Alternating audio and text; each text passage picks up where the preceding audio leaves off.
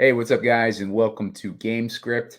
We are looking at a game tonight on Monday Night Football that is another potential blowout game.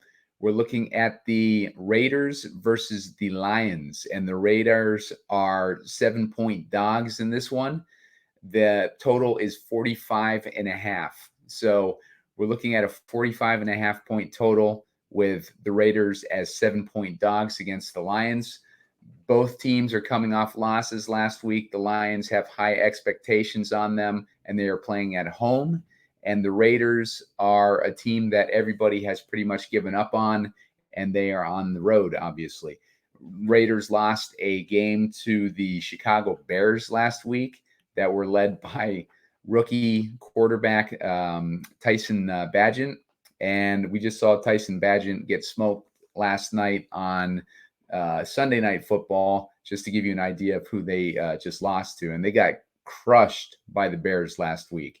And it was a game where they got beat so bad that the team just got fed up. They held a team meeting, and all the players were allowed to vent their frustrations in front of the group, including coaches and players.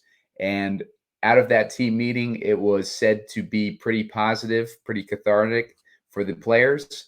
And to be honest, the Raiders are still in the wild card hunt this season. So the Raiders have some things going for them that we can build a case for them beating the Lions tonight when everybody is expecting the Lions to have an easy game tonight against the Raiders. So one of those ways that we can look at when we begin the show is going to be attacking the offensive line of the Lions, which is banged up tonight.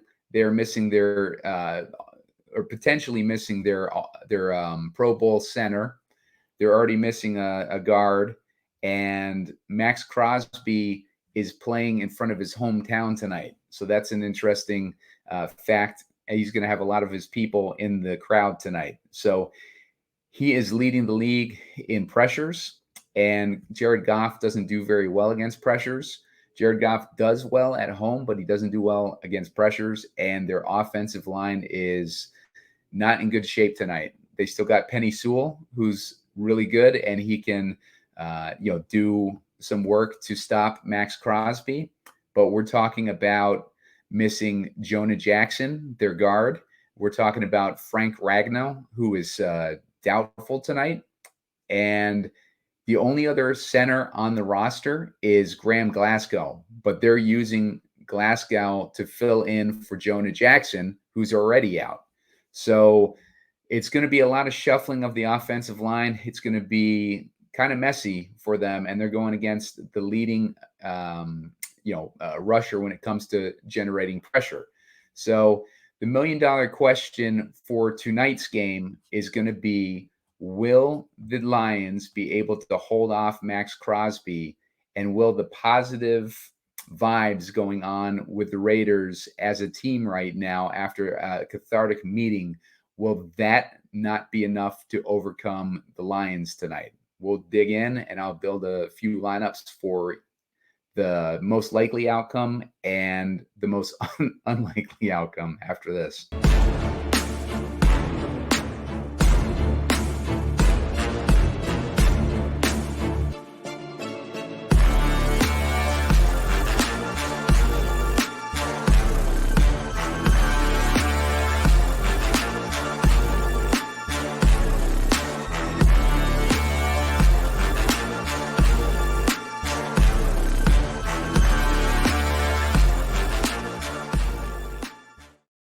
Hey, what's up, guys? Simon Edwards at Pumacom here with Heat Seeker Sports, and you're watching Gamescript. This is a game where I like to break down matchups for island games that we like to play DraftKings Showdown contests for.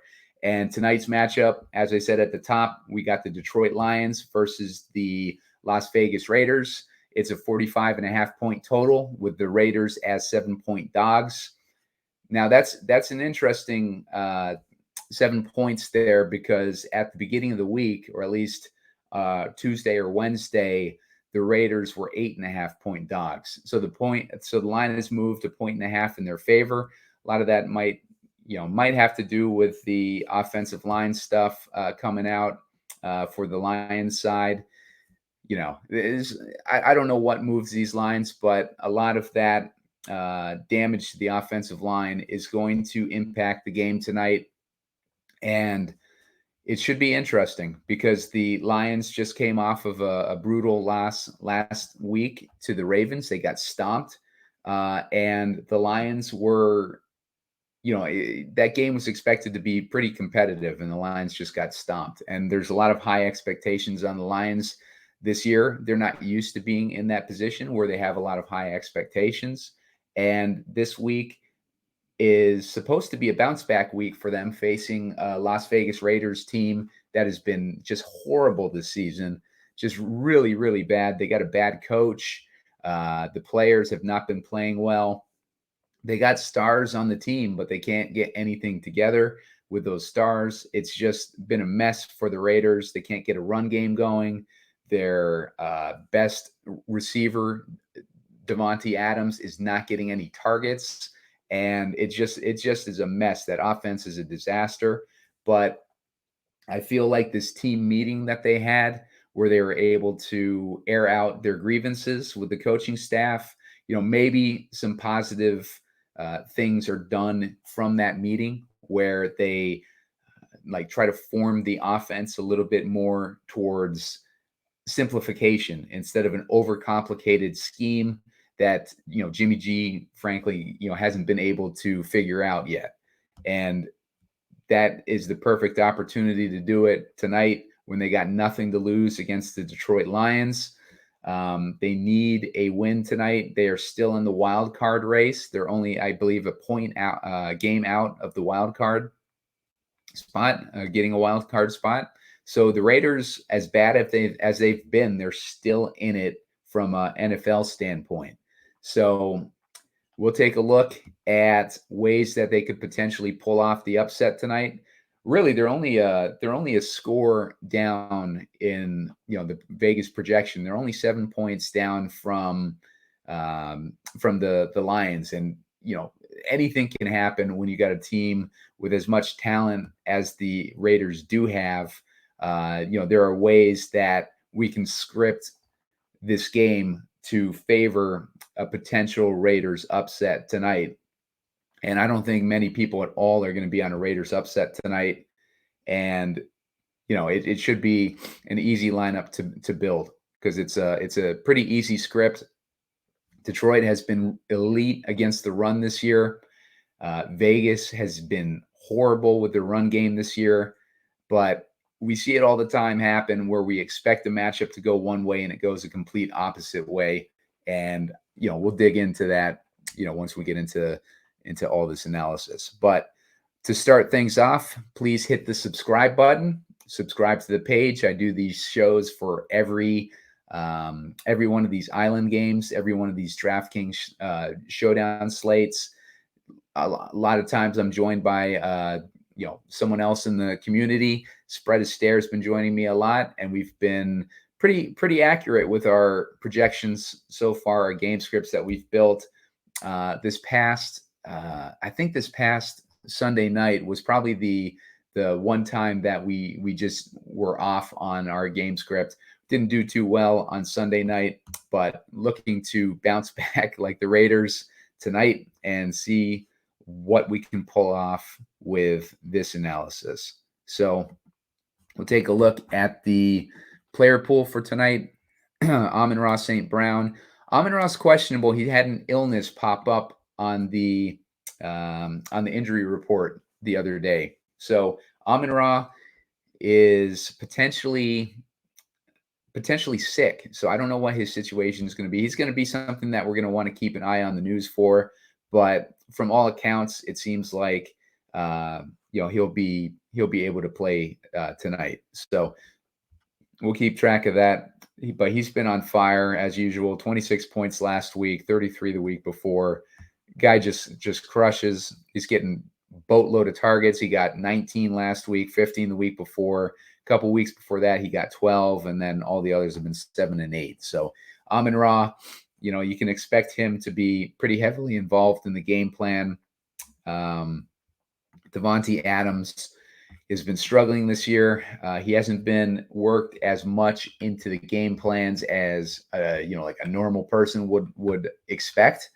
The coach of the Raiders brought in one of his cronies in Jakobi Meyers.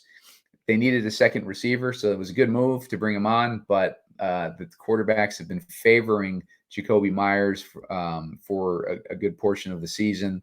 And you can see it reflected in Davante's targets recently. 12 targets last week was good. 5 targets, 4 targets, 13 and 20 and 8 and 9. Now, keep in mind that Davante Adams was brought in to the Raiders by his friend Derek Carr, who they played together in college. And now the coach got rid of Derek Carr, brought in, former Patriot Jimmy Garoppolo, and the offense has just been a disaster all year. Whereas last year they were at least somewhat competitive. So Davante Adams has had a rough go this season, but he's a guy that could explode at any time, and you never want to write off Davante Adams. He's expensive though at 16.2 in the captain, but 10.8 in the flex. Jared Goff has those issues today. He has those issues. He plays a lot better at home. You can see his home splits just by looking at this game log. Carolina at home, he scored 27.5 fantasy points. Against Atlanta at home, he had 19. And against Seattle at home, he had 26. You look at the roads splits. At Kansas City, he had 14 fantasy points. At Green Bay, he had 12 fantasy points. At Tampa Bay, he had a good game at Tampa Bay, 25. But then at Baltimore, he had 10. So Goff is a guy who's sensitive to home road, judging from his splits, but he is playing at home tonight. The only downfall is his offensive line is banged up. And a lot of times with Goff, you need to give him a perfect environment for success. We saw that with the Rams, and the Rams ended up trading him to the Lions. He's reinvented himself in Detroit. He's all props to Jared Goff. He's been great in Detroit, and he's been a big part of their success. But the offensive line being banged up tonight is going to be an issue. But Goff is a guy that we definitely want in our player pool tonight. Jimmy Garoppolo. Jimmy G is not a good quarterback. He had about 10 points last week, 11.5 points the week before that, 23.5 points the week before that, 9 points and 16 points. Jimmy Garoppolo, even with these weapons, he's got Jakobi Meyers to throw to. He's got Davante Adams to throw to. And even Hunter Renfrow, they got a good rookie tight end who's kind of emerging in Mike Mayer, I believe. And, he's got weapons, but he's just not doing anything with them. He's got Josh Jacobs on top of that, who should theoretically make his job easier as a passer. But Josh Jacobs, they can't get him going either. So Jimmy Garoppolo, he's a guy that you have to plug your nose when you start him. Let's take a look at what Detroit is allowing to quarterbacks. Jimmy G actually has the better matchup on like as far as quarterbacks tonight. He's got 20 points, which is what Detroit is allowing to quarterback position, 20 DraftKings points a game, versus 15.5, which is what Las Vegas is allowing to Detroit. And just going a little further on that, as far as the wide receivers, the slot receiver for Las Vegas is going to have the best matchup because Detroit is allowing 25 points a game to slot receivers. They're allowing only 13 points a game out wide to wideouts, but 25 points a game to slot receivers. So that's interesting there. And also tight ends have a good matchup against against Detroit, is allowing 16 points a game to the tight end position, which is, like among the highest in the league. So good matchup for the tight end of Vegas there. As far as the best matchups on the Detroit side, Vegas has been good against the pass this year, but they've been really bad against the run. They're allowing 26 DraftKings points to the running backs this season. And honestly, their passing stats might be just a result of people just choosing to run on them as opposed to pass on them. We've had spread on here before, talk about how bad that Vegas defense is, but they've only allowed 16 points a game to the quarterback position and 10 points a game to wideouts. They're middling, allowing 18 points a game to slot receivers and 11 points a game to tight ends. So, you see where the weaknesses are there on Vegas's defense, the biggest weakness being the running back position. Digging a little deeper, it's Garoppolo looks like he's in tonight. He was out for like a few weeks there, or at least 1 week. He missed week 4 and half of week 3, I believe. So a couple weeks without Jimmy G, and he also missed week 7. So yeah, he's been in and out of the lineup and just overall unreliable in general. So we can skip through these backup quarterbacks to David Montgomery, who is out. That is good news for Jahmyr Gibbs. Jahmyr Gibbs was a heavily used last week when we saw him get 11 attempts and 10 targets. He scored 27.5 DraftKings points. He had his breakout week. I'd been trying to get him on his breakout week for a few weeks, and I just gave up on him. And then the week I gave up on him, he had 27.5 DraftKings points. A lot of that has to do with they were playing from a massive deficit. Score in that game was 38-6. They started using him in the passing game. He got 9 receptions for 58 yards. If you cut that in half, not expecting him to be, playing from that far behind, maybe you take out, 5, maybe take out 7 points there in the passing game and give him, about 20 fantasy points there if that game wasn't a blowout. So still a good game for Jahmyr Gibbs last week, no matter how you. Green Bay did not do well against Green Bay or Atlanta or anyone else on the season, to be honest. And he missed 2 games in there as well. Last week he was coming back from injury, and from what I saw, he didn't really get let loose until late in the game or when the game was out of hand. So Jahmyr Gibbs, he's going to be the top owned captain tonight, and I think there are cases to make against using him in that spot because Jahmyr Gibbs just has not been very consistent this year. And the coaching staff, they finally used him last week, but it seems with this Detroit coaching staff that they like to ease in rookies. We saw it with AMON-RA. He didn't really pop until like midway through his rookie year. And, we're kind of seeing it with Jahmyr Gibbs as a late bloomer this season. Laporta has been doing pretty good, pretty consistent. He's a rookie tight end on Detroit. He's been pretty good from the beginning of the season. But, he's more of an outlier, it seems, with these rookies. Jameson Williams is another. Jameson Williams is another guy that we've seen kind of struggle as a rookie in Detroit. And he missed most of last season with an ACL tear. He played for about 6 games, and this season he just came back a couple weeks ago. And Jameson Williams has not done a whole lot. He got 6 targets last week, but he had 0 fantasy points. The week before that, he had 13 fantasy points, which is interesting. And then the week before that, he only had 2 fantasy points. Targets have been 6, 3, and 3. We need him to sync up with Jared Goff for him to be of any value to us. And that could come tonight for all we know.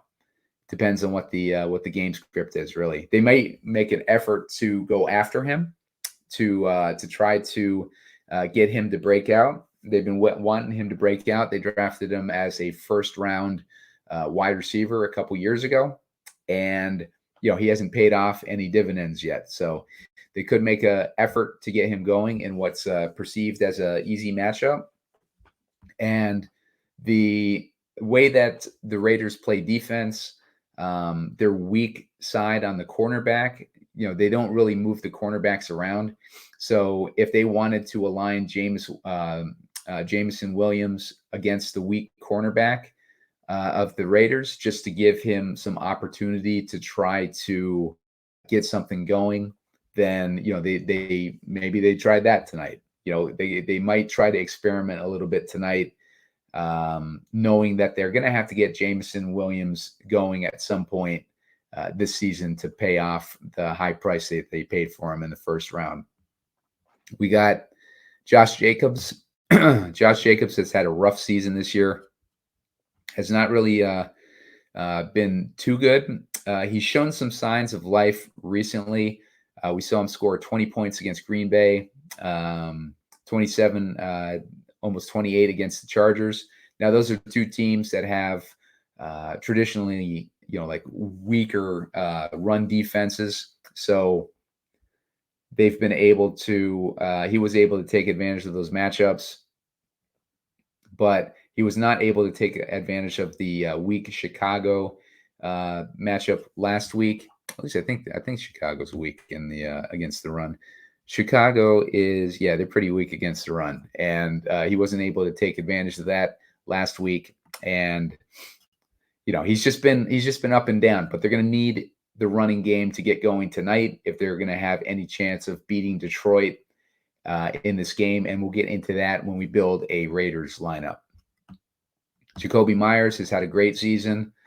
He's the only one benefiting this year in the offense or defense for that matter, except for Max Crosby.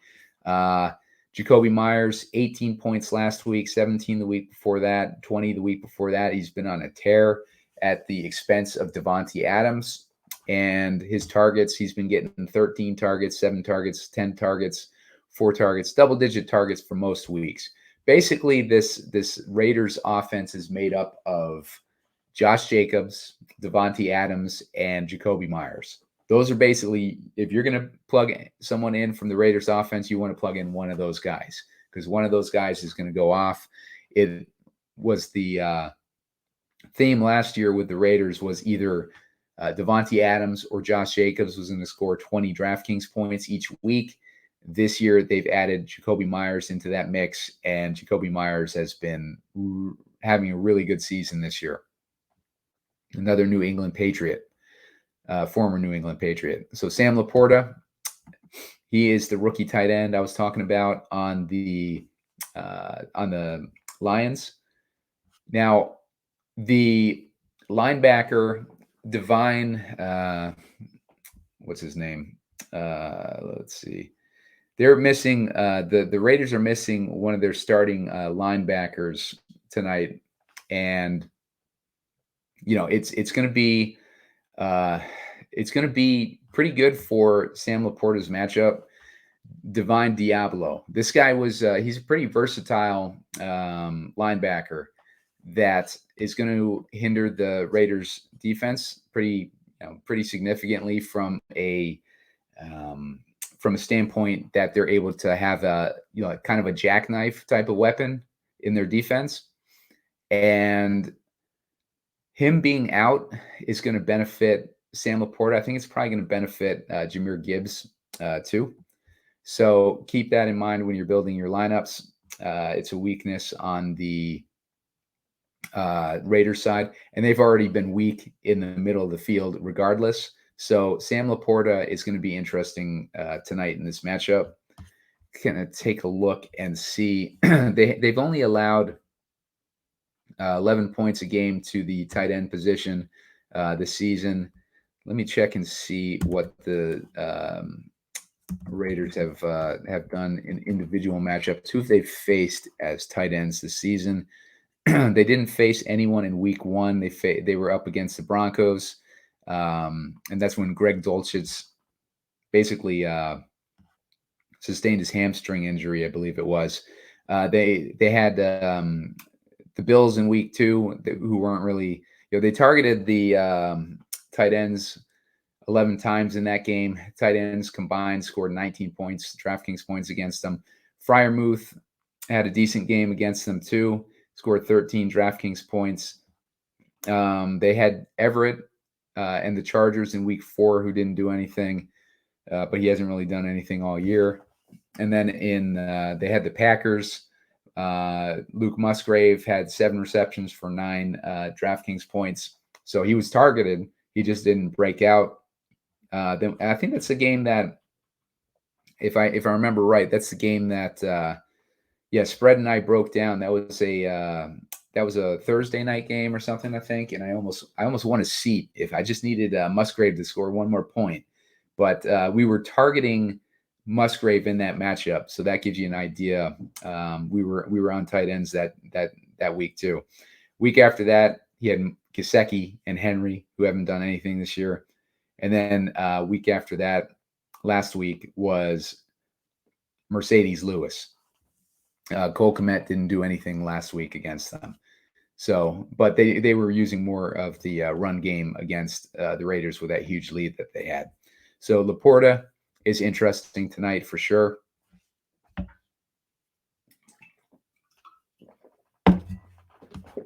Josh Reynolds is another interesting guy. He could benefit potentially from that weak cornerback matchup, the weak side, if they need to throw a significant amount. Reynolds, he's kind of been hit or miss this year. 3 targets each of the last 2 weeks. Scored 8 points against Tampa Bay. His big weeks came early in the season. He scored 12 points and 23 points, but he hasn't really been used since. He's had a 17, 18-point game against Carolina in week 5. But besides that, he hasn't really done too much. But, those are 3 significant weeks, and those are the type of weeks that we're looking for when we're doing Showdown. And so, Josh Reynolds being lined up against a weak corner might be beneficial for Showdown lineups tonight. So keep him in your player pool. Go down to Jameson Williams. He's the guy that we need to get going at some point. 13 fantasy points 2 weeks ago, did nothing last week on 6 targets. He had a couple. He's leading the team in drops, I think, or he's had like 4 drops already this season. So he's still rusty.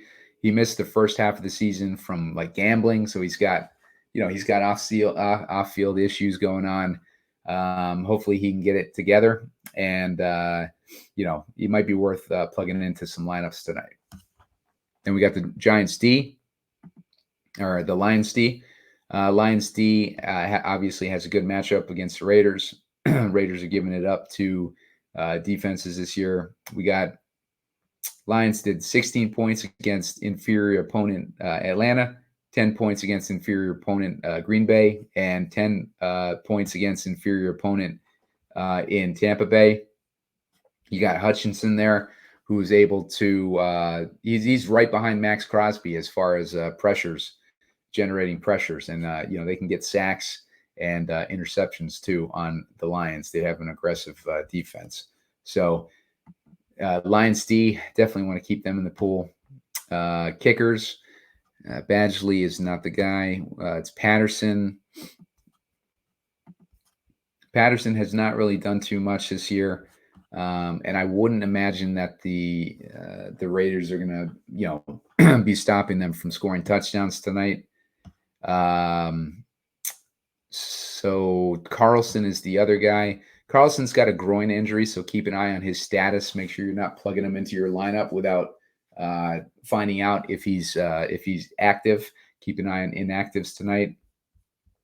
But he really hasn't done anything either. He had 13 points the other day.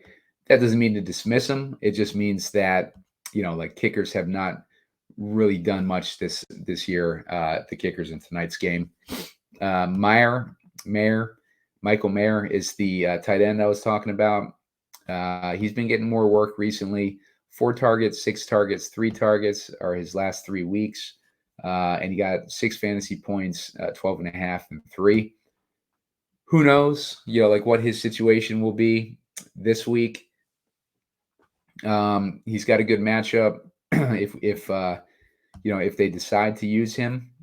So we'll see what happens there. But with Detroit, it's a really with the Raiders, it's a really condensed offense between Jakobi Meyers, Davante Adams, and Josh Jacobs. So Mayer could definitely pop off, but it's going to be a crapshoot.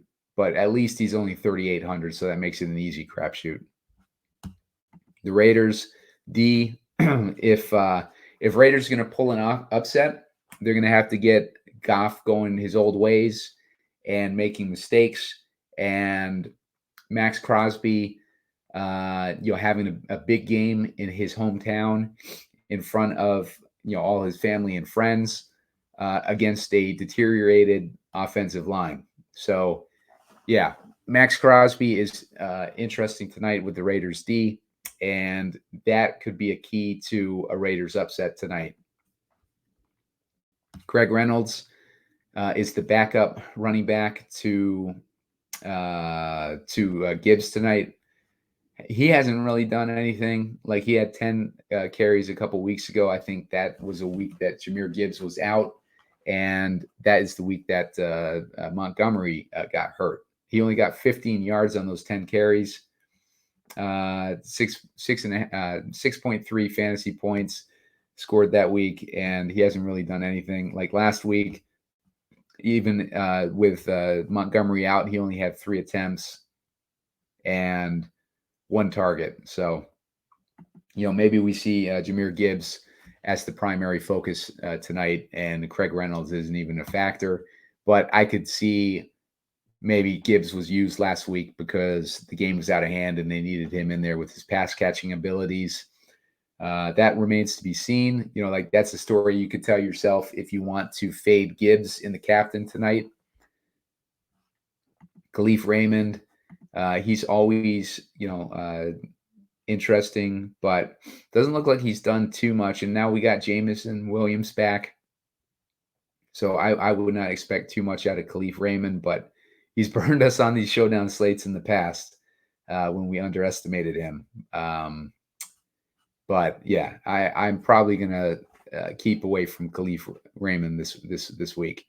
I don't really see a need to necessarily go there, but if you need salary relief, he's 2,800. Zamir White, I'm not really interested. I'm not really interested in Hunter Renfrow the way that he's been playing. Guy hasn't done anything all year, and this is such a condensed offense that it would take a miracle for Hunter Renfrow to be in the optimal tonight. And his price reflects that at 1,200. Austin Hooper, same deal. We've seen Mayer make an impact recently, so I'm not interested in Hooper. Trey Tucker is a guy that is getting some usage lately. It seems like he's kind of even taken over Hunter Renfrow's spot. Last 2 weeks, he scored 8 points a couple weeks ago. He's only $600. So if you're dumpster diving, you can do worse than Trey Tucker. Other than that, Jacob Johnson is a fullback, I think. I don't really see anyone else interesting. Yeah, I don't see anyone else interesting. So we can start off with a build now. We'll start off with a more chalky build. I think the chalk is going to be Jahmyr Gibbs for sure as the captain. I think he's projected to be 17% owned. He's definitely the highest projected ownership. I think most people are going to go Lions heavy tonight. So that makes a lot of sense to have Gibbs in there as the captain. I think if we want to go with that, triumvirate of, 2 of those 3 pieces on the Vegas side, maybe we use Adams is expensive, so maybe we go with the two cheap guys and go with Jacobs and Meyers in there and hope that, it ends up being, like a Jacobs and Meyers game. For the rest of this, I might look to go Detroit. If we plug in Goff, you know what? I think I'd plug in Amon-Ra over Goff. That leaves us with 4,600 per remaining position. We could get Laporta in there maybe. Leaves us with 1,900. 1,900, you're at least left with options. Like if you wanted to go with this guy Tucker, dumpster dive with Tucker. You got Renfro if you wanted to go that way. If you wanted to replace Laporta, maybe with Jameson Williams. Let's say Jameson Williams has his big game tonight. We would have Michael Mayer access. We'd have Raiders D if you wanted to go that way, but that doesn't really make sense in this lineup. Khalif Raymond, Craig Reynolds, if you think it's going to be a blowout, and maybe Craig Reynolds comes in there to get a lot of that second half work. Like there's a direction that you can go for sure. And if you wanted to replace Amon-Ra with Goff, let's do that. And let's, we got Jameson Williams. Maybe he's connecting to Jameson Williams on some bombs. That leaves you with 4,900. That brings in the kickers at least. So that gives you a lot of options there. If you wanted to go with Laporta over Williams, 2,700, like that, it leaves you a little bit thinner. So maybe Williams is the way to go in that situation, and it leaves you with those options. So there's an idea of where you can go if you want to go with more chalky build tonight. If you wanted to experiment a little bit with this Vegas side, I think that Vegas, in order to win tonight, they're going to have to get Josh Jacobs going. Josh Jacobs will need to go. And like I was saying, we've seen this before where like guys have a seemingly hopeless matchup and then they come in and they end up crushing because maybe the defense decides that they want to focus more on the, passing weapons. And they say, hey, let's let Josh Jacobs beat us tonight, and Josh Jacobs ends up breaking off for run or something like that, ends up putting up a score that had put him in the captain spot. We see it too when the defense makes a play, puts them in scoring position, and these fluky plays, they end up putting the underdog in control of the game. We've seen that happen a bunch of times, and with that offensive line being the way it is, maybe that's something that happens tonight. So let's put in the Raiders to help out our Josh Jacobs captain build. Now, keep in mind too, the Ravens had a big running game against the Lions last week. So even though the Lions are really good against the run this year, they allowed 21 points to Gus Edwards last week, 21 DraftKings points, and 6 points Justice Hill, so 27 points total, right? If we end up in a low-scoring game, and Josh Jacobs can pull out, like 23 points, then, that's a huge, that's going to be a huge number in a low scoring game. So Josh Jacobs with the Raiders, I like that combo. I think we need to get a, receiver in there on the Raiders side, just to, help get Jacobs in scoring position. So let's put Meyers in there. We're going to want to go to this, Detroit side. All accounts, Gibbs should be pretty matchup proof. So if they're playing from behind, we saw what he did against Baltimore last week. So if they're playing from behind against the Raiders or playing in a competitive game, I would expect Gibbs to be used throughout the game. So he's pretty matchup proof. That leaves us with 8,500 left per guy. I don't even think we need to put quarterbacks in tonight.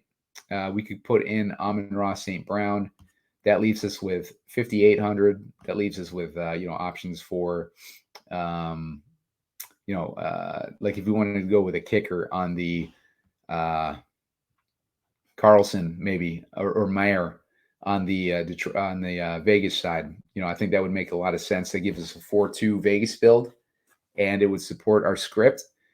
Because if we don't have Jimmy G in there, it's because these guys, Mayer and Meyers, are racking up PPR points. Maybe Mayer scores a touchdown, but Jacobs is rushing in the other touchdowns. If you wanted to put the kicker in there, maybe Meyers is setting them up and the defense is setting up Jacobs in scoring position. Jacobs is scoring points. Meyers is racking up PPR points, and then the kicker comes in because they can't convert in the red zone because it's Vegas. They suck in the red zone. So, that would be a good story to tell there. If you wanted to put in a quarterback, let's say that we put in Jimmy G or Jared Goff. I'd put in Goff. I'd pay $1,000 extra for Goff, and that would leave us with 6,600. Josh Reynolds, Jameson Williams, Lions D, etc. We're left with options basically. So the theory behind going the Vegas side, it's very thin. Vegas has been awful this year. But we see it happen in prime time. We're looking to compete with 20% of the field, not 80% of the field. So if we wanted to go with a Vegas storyline, I think the way that you want to go is that the defense of the Raiders is overwhelming that offensive line. Max Crosby, the number one, pressure generator in the league, is pressuring that offensive line enough to force Goff into sacks and mistakes. And that is setting them up with good field position for Josh Jacobs to score touchdowns against this elite rush defense. We have Jakobi Meyers, who's been on fire this year. And Jakobi Meyers just continues to benefit. Let's say we even want to put in Davante Adams instead of Jakobi Meyers. That leaves us with 7,200 a pop. If we wanted to get AMON-RA in there too, that leaves us with 3,200. This leaves us with Craig Reynolds and Raymond, Khalif Raymond, guys like that. Let's say we wanted to put in a quarterback instead of AMON-RA. If you wanted to put in, maybe we put in Garoppolo in this situation, leaves us with 5K. We could put in, like maybe a Lions kicker or something like that. Or we could go with Goff as our second Lion and leaves us with 4K, puts us in Mayer. We can add Mayer into this lineup. So, there's all sorts of things that you can do with it. But, it just kind of stems from that team meeting that they had. Maybe some positive vibes are flowing with the Raiders. Maybe their coaches and their teams, the players are communicating a little bit better. You see it happen all the time with these kind of meetings. Very cathartic. Like the team gets some bonding going. They start playing more cohesively. They start to understand each other better. And, they're still in the wild card hunt. They know that. Maybe they decide to make this their Super Bowl. It's Monday Night Football. They want to show up the favorite and let everybody know that the Raiders, are back or whatever. That it's a possibility. I don't see it with this head coach. But if we want to go in that direction in Showdown, so we're competing with a smaller portion of the field, this is a way to do it. And you could play around with that angle too. Maybe you want to go more pass happy. Swap out Jacobs with Meyers or Davante. There are definitely ways that you can do this. So keep that in mind when you're building lineups tonight, that you want to play against 20% of the field, not 80% of the field. If you want to still use Gibbs in the captain, just make sure you get a little bit different somehow in that lineup if you want to go chalky. chalky lineups are not necessarily like bad lineups either. Like it's just sometimes, like a lot of times the chalk hits, and if the chalk hits and your chalky build hits, you can still make a decent amount of money. But if you want to, like play for the easier shot at more money, like that's where you try to figure out like those alternative game scripts. And we see dogs win in prime time all the time. Not all the time, but a decent amount of the time. The other day with Minnesota, like when I came on here, I was kicking myself. I didn't build a Minnesota heavy lineup because, that would have been the way that game went. None of us thought that the San Francisco 49ers were going to get like smoked by the Minnesota Vikings. Nobody thought that, but that's what happened. So that's the way that these things can go sometimes. So the storyline behind Minnesota a couple weeks ago was, oh, Minnesota, their season's over. They're going to trade all their players, and then 2 wins later, they're right back in it. They just lost Kirk Cousins, unfortunately, with the Achilles tear. But, apart from that, they've won 2 games in a row, and now the story has completely flipped. So any team can do that. Like the Raiders can do that. So, just keep an eye on that. And subscribe to the page. I'll put out a short video later on today if I get 15 likes. So make sure to hit that like button. And I will put that video out a little bit closer to lock when we have more information. Keep an eye on that injury report. We want to make sure that as much of that offensive line is going to be inactive as possible on the Lions side. We already know that a couple of those pieces are already going to be out no matter what. Jonah Jackson is out. Frank Ragnow is the center. He's doubtful. He's a Pro Bowl center. And that's gonna hurt them. Left tackle Taylor Decker is banged up, and Vaitai, the right guard, is also banged up. So they've got a lot of weaknesses on that O-line to go along with Penny Sewell, who is awesome. So he could definitely be a problem for Max Crosby, but Crosby's playing in front of his home. He's extra motivated. He's leading the league in pressures. Let's see what he can do tonight. So I'll see you guys later. Good luck.